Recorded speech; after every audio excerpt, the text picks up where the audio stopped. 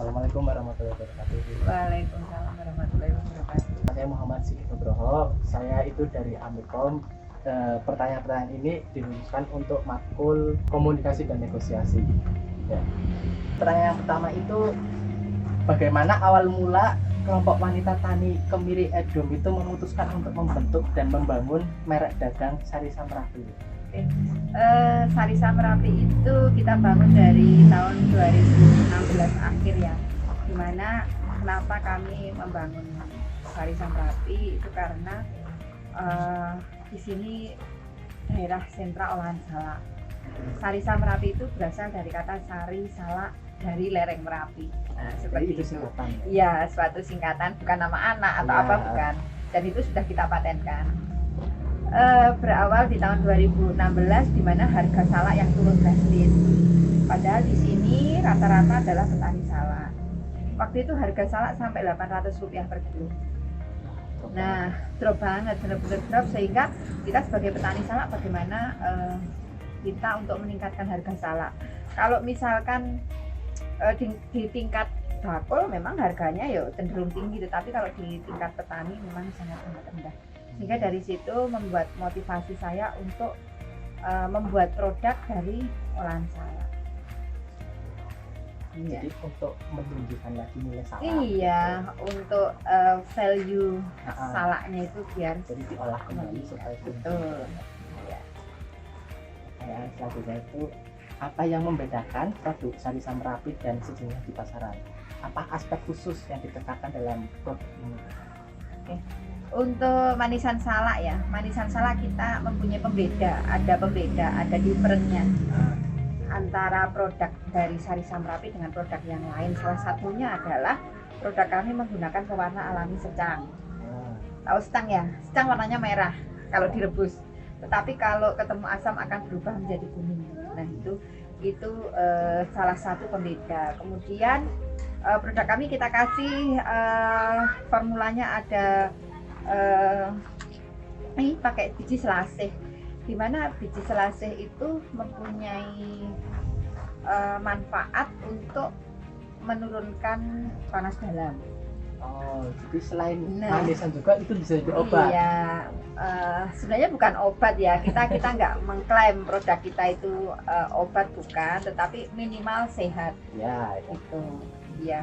Jadi itu salah satu pembeda. Kemudian selain itu manisan salak, olahan salak Sarisa Merapi itu diolah oleh ibu-ibu anggota kelompok wanita tani Kemiri Edom. Jadi pemberdayaan masyarakat yang ada di sekitar sini, di sekitar lokasi, sehingga akan menambah penghasilan keluarga.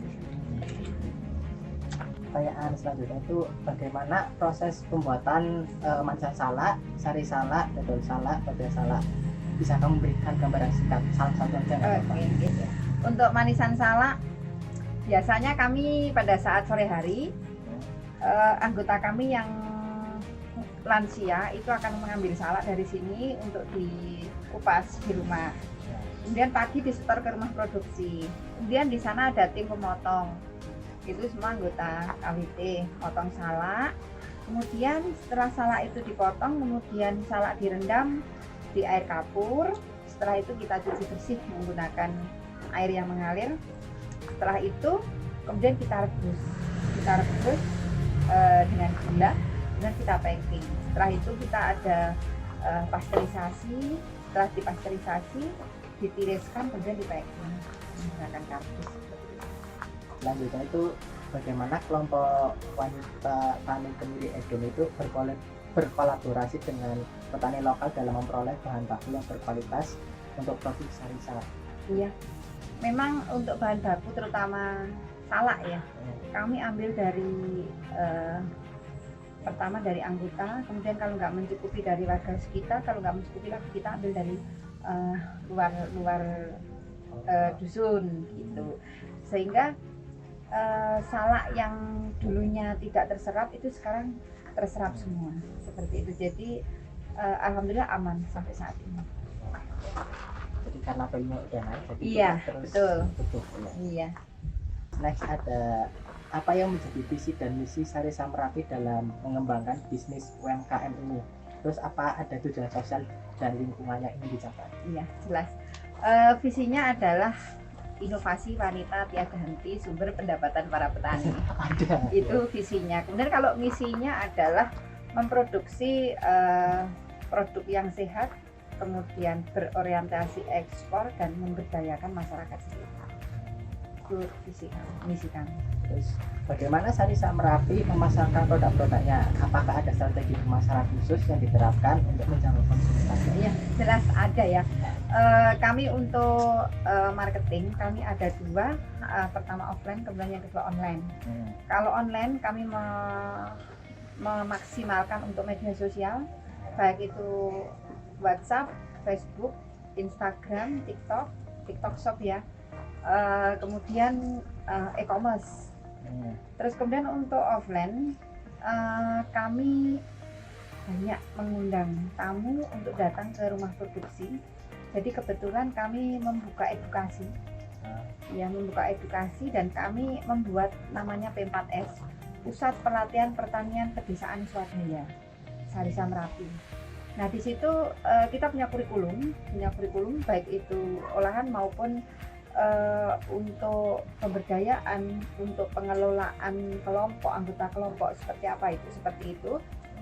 Nah kebetulan yang datang adalah rata-rata dari luar daerah. Nah itu adalah endingnya oleh-oleh. Nah itu yang kami bidik, dan alhamdulillah sampai saat ini kami banyak kunjungan dari luar kota. Itu alhamdulillah banyak, sehingga itu yang banyak membantu kami. Kemudian yang kedua, kita punya outlet. Kemudian selain itu kita juga ikut pameran itu baik pameran di tingkat lokal maupun nasional. Terus kemudian kami juga titip jual di toko oleh-oleh, hampir 90% di Yogyakarta Itu ada. ya, insya Allah. Apakah Sarisa Merapi memiliki rencana untuk mengembangkan produk baru di masa depan? Jika iya, dapatkah memberikan gambaran singkat tentang produk tersebut? Ya, Sarisa Merapi juga berharap produk kami adalah zero waste. Itu. Zero waste itu semua terolah, mulai dari salaknya, buahnya, bijinya, kulitnya. Ya. Nah saat ini kita baru mengolah daging salaknya. Nah ini kami berencana untuk membuat kopi dari biji salak. Nah kopi ini rencana akan kita buat kekinian, enggak hanya istilahnya kopi tubruk gitu, tapi kita mau bikin kayak mochaccino. Oh, jadi gitu. udah ada Iya, varian-varian rasanya. Iya, betul. Ada beberapa varian rasa. Dan insya Allah itu nanti kita buat kafe gitu ya. Mohon doanya. Sudah terlaksana. Iya, amin. Terus next pertanyaan itu ada, bagaimana Sarisa Merapi berkontribusi terhadap pemberdayaan ekonomi dan sosial masyarakat sekitar, terutama dalam konteks keterlibatan wanita tani? Iya. Di sini yang bekerja adalah anggota kelompok wanita tani yang ada di Dusun Kemiri. Kemudian kami memberdayakan semua anggota kami tidak hanya usia produktif, tetapi banyak lansia. Nah lansia itu biasanya dianggap sudah tidak produktif, tetapi kami berusaha untuk merangkul, untuk memberdayakan semua anggota, baik itu yang lansia maupun yang usia produktif, itu semua diberdayakan. Nah kalau lansia apa yang dikerjakan? Lansia itu yang dikerjakan adalah ngupah salak. Itu dibayar, bukan gotong royong. Kemudian motong salak itu juga dibayar, bukan gotong royong. Nah, seperti itu pemberdayaan. Jadi sesuai kemampuan mereka. Iya, gitu. betul. Karena udah sepuh, Iya. ringan-ringan. Iya, tapi tetap diberdayakan. Iya. Next ada apa harapan dan rencana kelompok wanita tani ekrum di masa depan Sarisa Merapi? Target pertumbuhan bisnis yang ingin dicapai. Iya. Harapan ke depan adalah kita bisa go internasional yang jelas ya. Amin. Iya, amin. kalau sekarang memang kalau kami bicara ekspor, kami belum ekspor, tetapi kami produk kami sudah dibawa oleh diaspora di beberapa negara. Jadi Belum, kalau saya ngeklaim ekspor itu belum. Nah, harapan kami bisa nantinya bisa ekspor, sehingga pertama mengangkat brand kami yang ya sekarang masih istilahnya di lingkup Jogja ya, yang mengenal Sarisa Merapi. Harapannya ke depan Sarisa Merapi semakin terbuka dan insya Allah selalu berkolaborasi dengan UKM yang lain, kemudian dengan petani-petani salak yang ada di wilayah Sleman. Bu, pertanyaannya itu semua. Terima kasih Oke. atas waktunya. Mohon maaf merepotkan dan mengganggu Tidak waktunya, apa-apa. Bu. Terima kasih. Kurang lebihnya mohon maaf. Assalamualaikum warahmatullahi wabarakatuh. Waalaikumsalam warahmatullahi wabarakatuh.